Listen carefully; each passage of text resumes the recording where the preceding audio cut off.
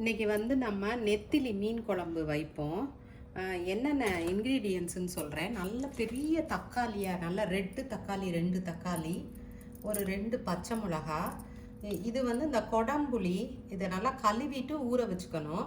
இது நம்மளோட ரெகுலர் புளி, கொஞ்சோண்டு ஒரு சின்ன எலுமிச்சம்பழம் அளவு எடுத்துருக்கிறேன். தக்காளியை கட் பண்ணி வச்சுருக்கிறேன், அந்த தக்காளியை. அப்புறம் பூண்டு, இது தேங்காய் துருவல், தேங்காயை வந்து துருவி வறுத்து வச்சுருக்கிறேன். ஒரு 10 சின்ன வெங்காயம். இப்போ வந்து நம்ம ஸ்டார்டிங் வந்து என்ன பண்ணுவோன்னு பார்ப்போம். கொஞ்சோண்டு எண்ணெய் போட்டுக்கலாம், நிறைய வேண்டாம். சும்மா ஒரு டேபிள் ஸ்பூன் எண்ணெய் காஞ்ச ஒரு டேபிள் ஸ்பூனு துருவின தேங்காய்.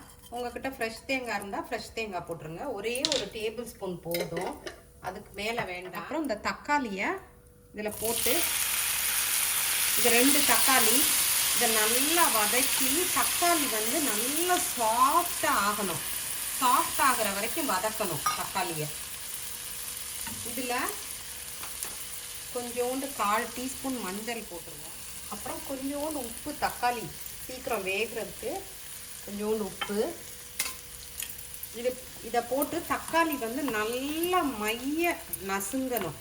நசுங்கின பிறகு இதை அரைச்சி வச்சுக்கணும். இதில் வந்து கொஞ்சோண்டு கருவேப்பிலையும் போட்டுடலாம். ஏன்னா அது அப்படியே அரைச்சிடலாம். அந்த கருவேப்பிலையும் நல்லா வாசமாக இருக்கும் குழம்பு ஃபுல்லும். நல்லா இந்த மாதிரி நல்லா நைஸாக ஆகணும் தக்காளி. இதை வந்து நல்லா ஃபைன் பேஸ்ட்டாக அரைக்கணும்.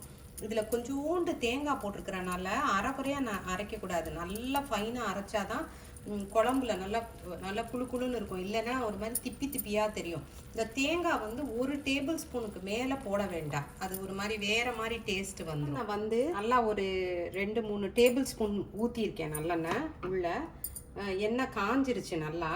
இப்போ வந்து இதில் ஒரு 1/4 டீஸ்பூன் வெந்தயம், 1/4 டீஸ்பூன் வெந்தயம் போட்டிருக்கேன். வெந்தயம் வந்து நல்லா வெந்தயம் நல்லா வாசம் வந்துருச்சு. இப்போ பூண்டு வந்து நான் நல்லா கொஞ்சம் நிறையவே போடுவேன். நான் பூண்டு எப்பயுமே, ஏன்னா அந்த பூண்டு டேஸ்ட் எங்களுக்கு பிடிக்கும்.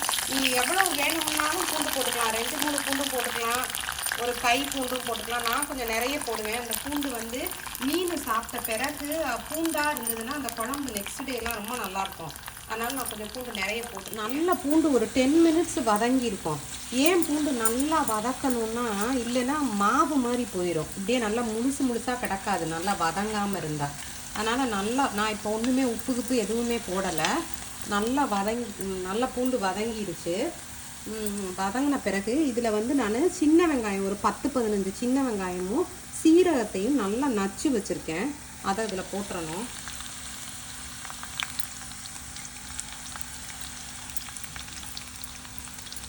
இப்போ நல்லா இந்த வெங்காயம் கொஞ்சம் அப்படியே வதங்கணும். இப்படி பச்சையாக இல்லாமல் வெங்காயம் வந்து கொஞ்சம் வதங்கணும். இது ஒரு 5 மினிட்ஸ் வெங்காயம் வதங்கட்டும்.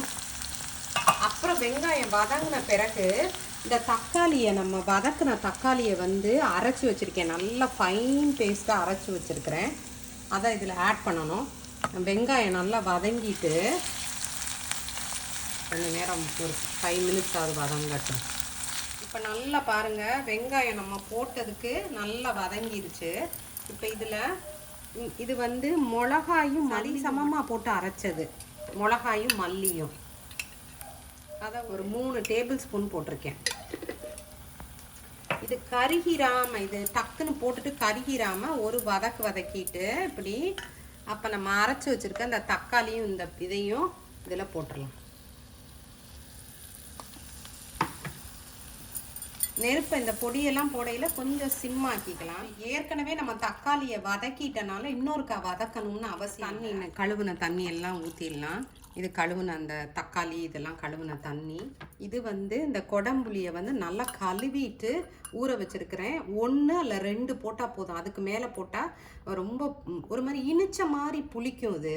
இது சில பேருக்கு இந்த ஸ்மெல்லு லைட்டாக ஒரு புகை ஸ்மெல்லு மாதிரி இருக்கும் இதோடது. இதை அப்படியே போட்டுறணும். ஊற வச்சு கழுவிட்டு ஊற வச்சு இதுக்கு நல்ல ஒரு புளிப்பு டேஸ்ட் இருக்கும். அப்புறம் நம்ம புளி இது நம்ம எவ்வளவு வேணுமோ ஊற்றிக்கலாம். அப்புறம் நம்ம பார்த்துட்டு வேணும்னா இன்னும் கொஞ்சம் ஊற்றிக்கலாம். பார்த்துட்டு செக் பண்ணிவிட்டு அப்புறம் இதுக்கு வேணுங்கிற உப்பு ஒரு டேபிள் ஸ்பூன் போடுறேன். அது உப்பு நீங்கள் பார்த்துக்கிட்டு போட்டுக்கோங்க எவ்வளோ உப்பு வேணுமோ. இப்போ நம்ம போட்டதெல்லாம் கரைஞ்சி உப்பு மிளகாப்பொடி இந்த புளி இதெல்லாம் கரைச்சி ஒரு கொதி வந்தோடனே டேஸ்ட் பார்த்துக்கணும். ஏதாவது புளிப்பு கூட இருக்கா, உப்பு கூட இருக்கா, உரப்பு கூட இருக்கா, என்ன கூட இருக்குதோ அதை சரி பண்ணிக்கணும். கொஞ்சம் புளிக்கலைன்னா இன்னும் கொஞ்சம் புளி ஊற்றலாம். மீன் குழம்பு லைட்டாக புளிச்ச மாதிரி இருந்தால் தான், கொஞ்சம் புளிப்பு கூடுதலாக இருந்தால் நல்லா டேஸ்ட்டாக இருக்கும்.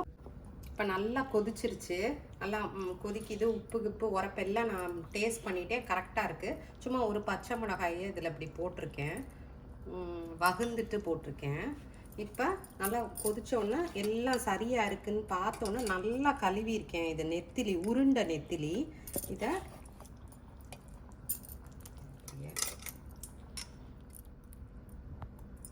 போட்டுட்டு போட்ட உடனே கரண்டியை போட்டு இப்படி கிண்டலாம், ஒரு அட்ஜஸ்ட் பண்ணலாம் எல்லாம் சரியாக ஈவனாக.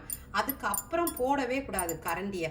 எனக்கு ஆரம்பத்துலலாம் தெரியாமல் நான் கரண்டியை போட்டு கிண்டுவேன், மீன் எல்லாம் உடஞ்சி போயிடும்.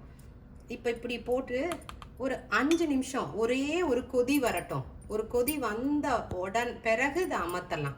அது வரைக்கும் அது இருக்கட்டும். நல்ல ஒரு 5 நிமிஷம் கொதிக்க வச்சுட்டேன். இப்போ பார்ப்போம். நல்லா கொதிக்குது.